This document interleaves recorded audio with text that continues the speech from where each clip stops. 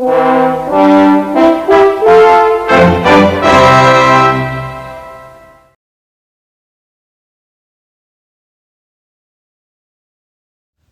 and welcome. In the old days, bus engineering staff tended to light the engine of a bus at the front. Here the driver could keep an eye on it and notice if anything was to go wrong.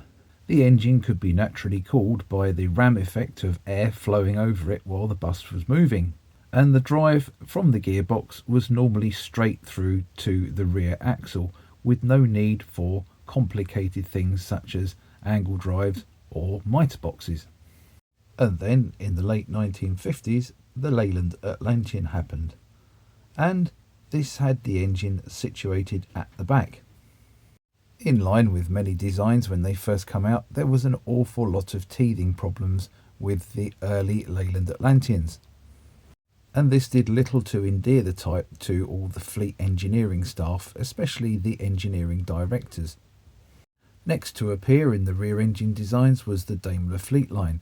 This had the engine and gearbox separated by a small prop shaft, which in theory was meant to make it a little bit easier to work on. But again, this suffered from a lot of teething problems when they first came out.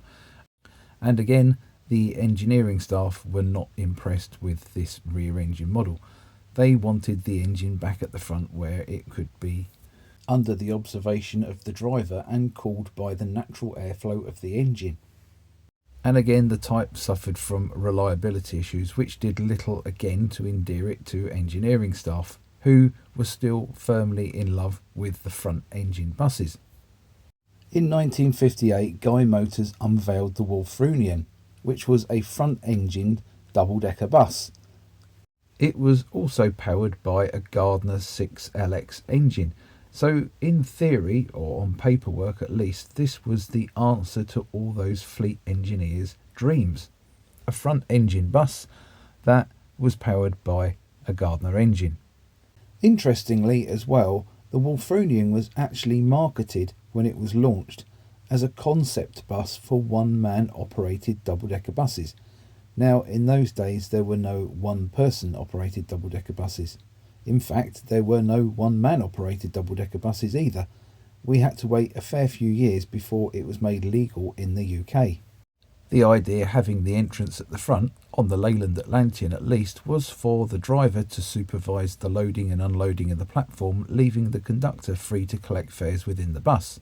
But the problem with the Guy Wulfrunian was that it tried to do too much too soon. It introduced things like air suspension and disc brakes, which in 1958 was very much cutting edge technology. And as we've said before, with cutting edge technology there comes all sorts of problems. Jumping forward a decade to the late 1960s, there was a lot of discontent with British Leyland. The three models of rear engine buses that were available to bus operators at this time were all manufactured by British Leyland subsidiaries: the Leyland Atlantean, the Daimler and later the Leyland fleet line, and the Bristol VR.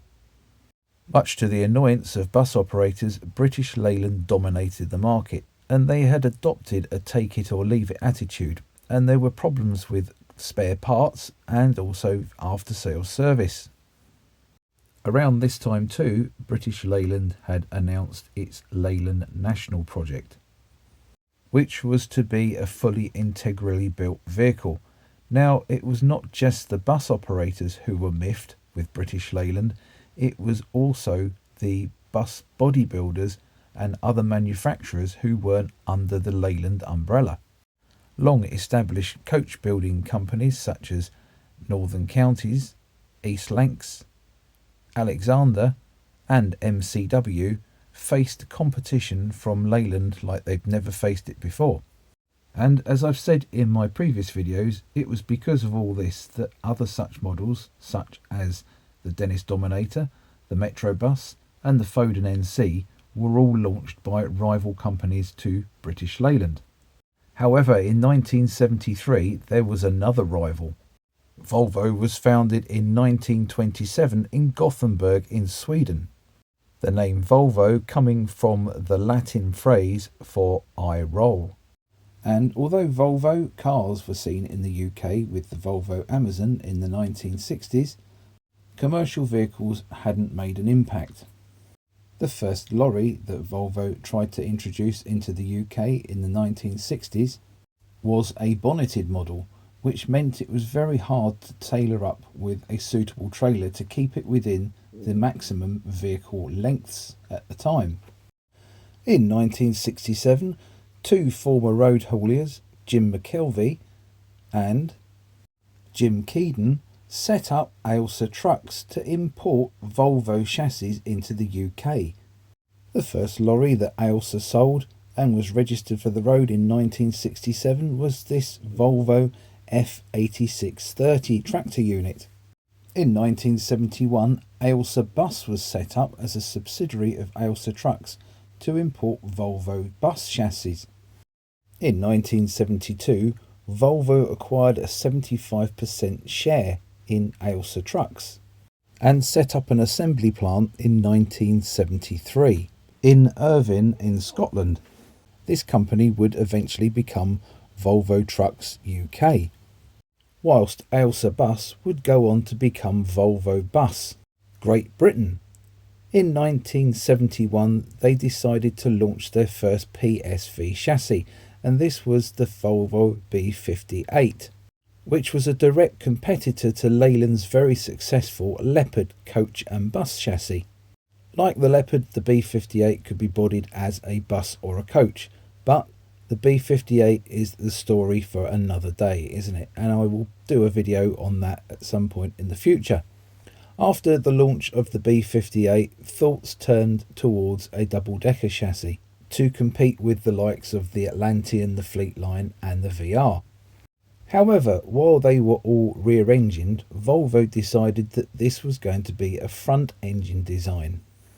Powered by a compact 6.7 litre TD70 series diesel engine, which was also turbocharged, this would be small enough not to intrude too much into the front platform area and the driver's cab, but would also have enough grunt to move a double-decker bus fully loaded. And again, this is an interesting comparison between the Volvo Ailsa and the Guy Wulfrunian, the Wulfrunian going for a big hefty Gardner engine.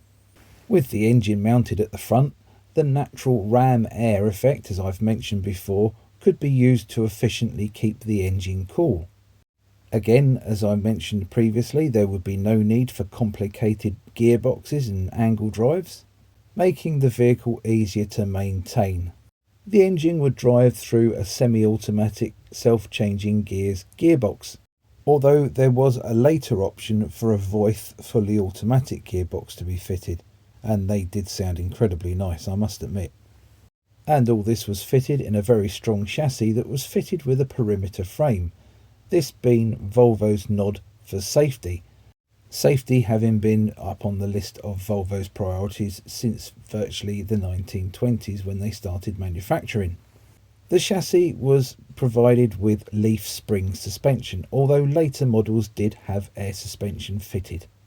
Initially fitted with an EV85 rear axle, these did prove to be somewhat troublesome and was later replaced in the design by one from Volvo Trucks range of vehicles. The first Volvo B55 Ailsa, as the type was christened, was THS 273M, which was new in March 1973. Unsurprisingly, due to the proximity of the Volvo factory at Irvine, Walter Alexander bodywork proved to be a very popular choice on Volvo Ailsas, as they were built in Falkirk, which is also in Scotland. Indeed, Volvo boasted that 75% of the Ailsa was built in the UK. The Alexander bodywork on this first Volvo Ailsa seated 44 upstairs and 35 downstairs, which was to become pretty standard on Alexander bodied Volvo Ailsas. Now, interestingly, having the engine at the front on a single wheeled axle meant that it encountered some issues with weight distribution. Most buses have double rear wheels at the back to support not only the weight of the engine and the gearbox, but also that of the passengers as well. Now with the Ailsa, it would have been very impractical to have double wheels on a steering axle, so to keep the weight down at the front end, there were less seats upstairs at the front. The stairs ascended and came out onto a platform at the front, and there were 3 single seats down the near side, a bit like a Bristol VR but without the long bench seat upstairs across the very front. This initial Ailsa was used as a demonstrator to show the country what Volvo had managed to build. And there we go, that is the end of part 1 of the Volvo Ailsa story. In part 2 we look at the production buses and also look at the export buses as well.